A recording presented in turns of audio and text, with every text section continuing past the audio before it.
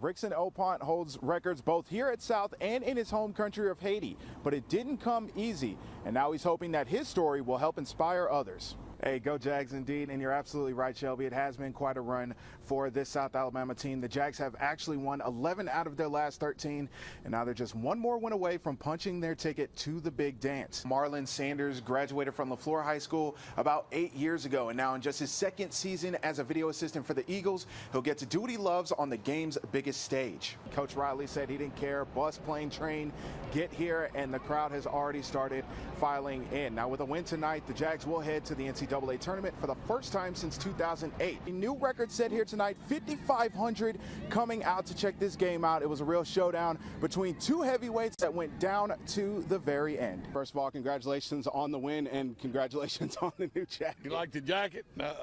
Somebody gave it to me. I don't know if I'm gonna wear it much, maybe to church, but you know, it's really a humbling honor. After this game, Williamson still in the running for that last playoff spot, but they will need to finish the season strong and get a little bit of help from Viger. Meanwhile, for Faith, like I said, this is the 6th straight win for the Rams. Actually, the 4th shutout for that defense, so they're definitely firing on all cylinders. Technique, strength, balance, body control.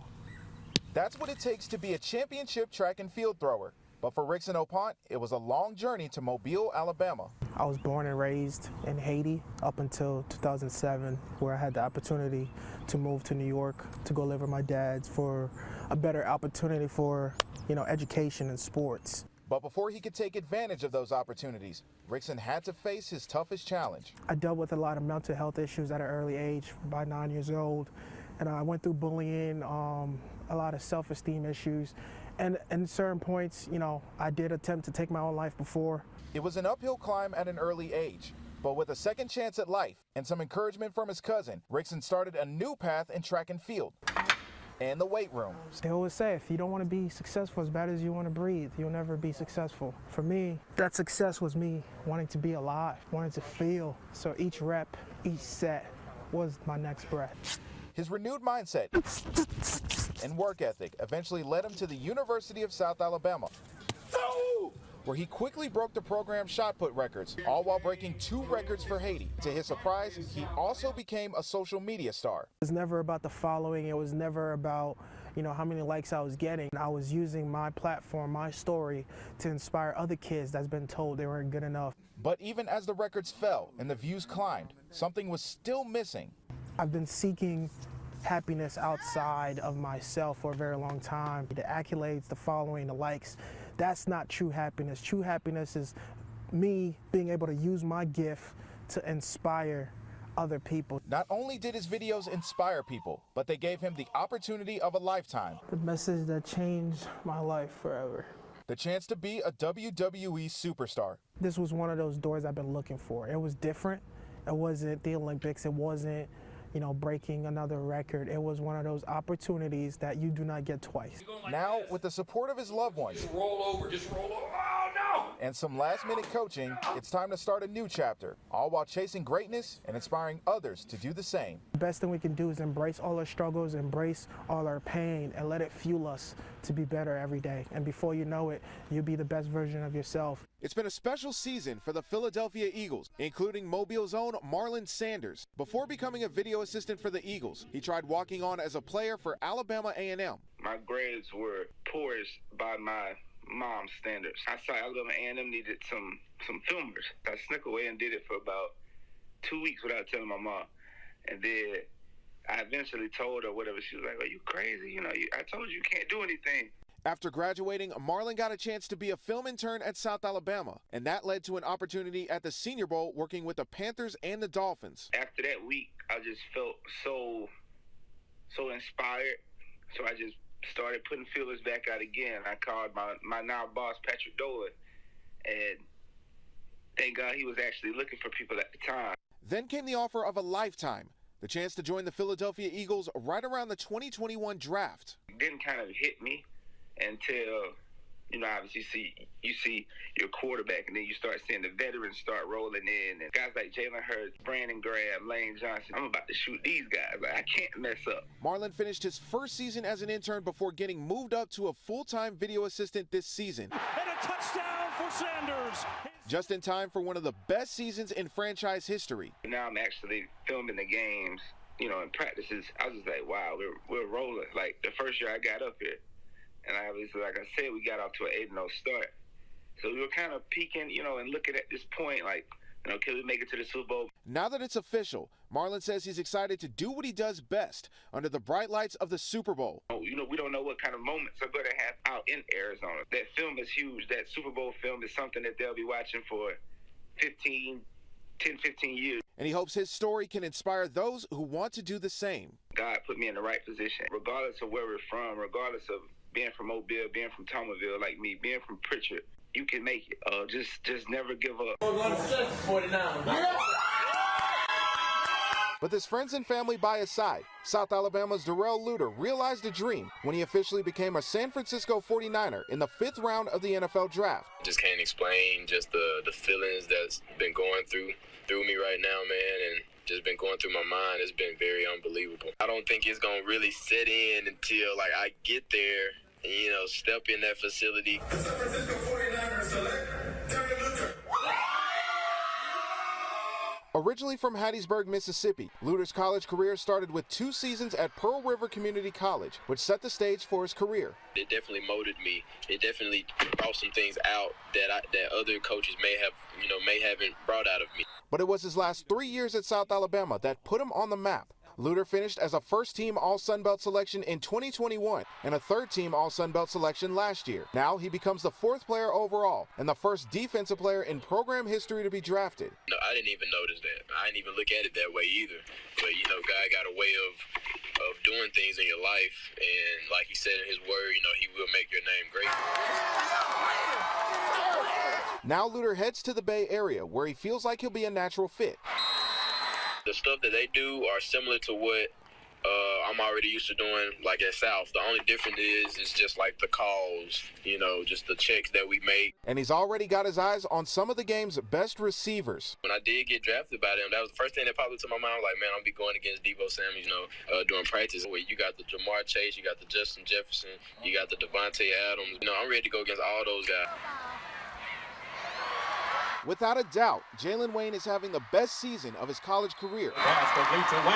But it's been a long journey for the 6-year senior. Jalen joined the team out of Spanish Fort High School back in 2017, 1 year after South's last bowl game. He says it took a little while to get used to playing at the college level. Definitely rocky. Had to learn a lot of things coming in as a young guy, but I had a lot of older dudes that definitely set the example and set the standard for me as far as personally.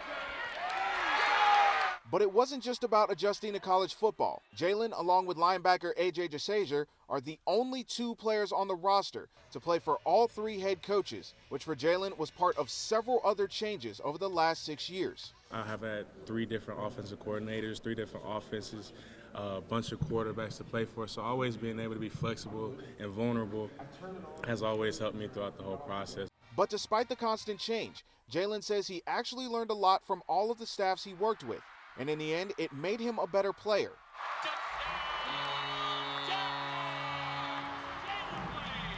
Help me learn schemes and have to learn defenses, because with changing the offense 3 times, you know, you got to make sure you know what you're good at and what your qualities and what you bring to the table. And all the work paid off. This season, Jalen hit several career highs, including breaking the school record for most touchdown catches in a single season with 9. But probably what he's most proud of is leading a wide receiver group that saw himself, Colin Lacey, and Devin Voisin all have breakout seasons. We all are in 700 yards, I think, which has never happened as a receiver group in the Sun Belt. So, like, having just that to, you know, look back on as I leave and go chase my dreams is just a good feeling. And personally, I feel like I did my job, both as a leader and as a player. But even with all the records and accolades, there's still one more goal left, bringing South Alabama their first bowl win in school history. For them never to get to experience a bowl game until their senior year, that's really special. I just knew that I wanted to get to something like this, and to have it happen on my last season is kind of like a, story tale ending. But I hope it just ends the way I wanted to, with a dub.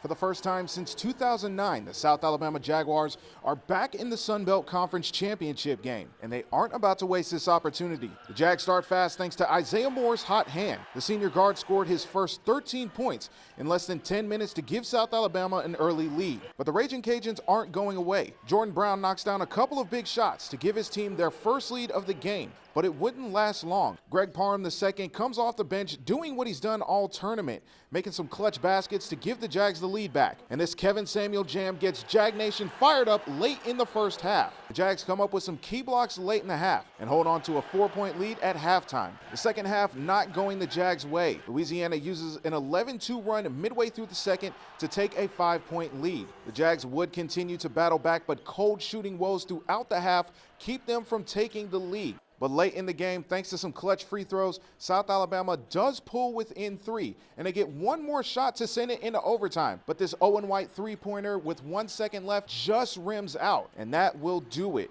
as Louisiana takes home the Sun Belt Conference Championship after a 71-66 win over South Alabama. South Alabama's defense is tasked with slowing down the number 2 passing offense in the country, but things got off to a rocky start. On the Hilltoppers' first drive, Austin Reed airs it out to Dalvin Smith, who hauls it in for a 44-yard touchdown, but Reed was just getting warmed up.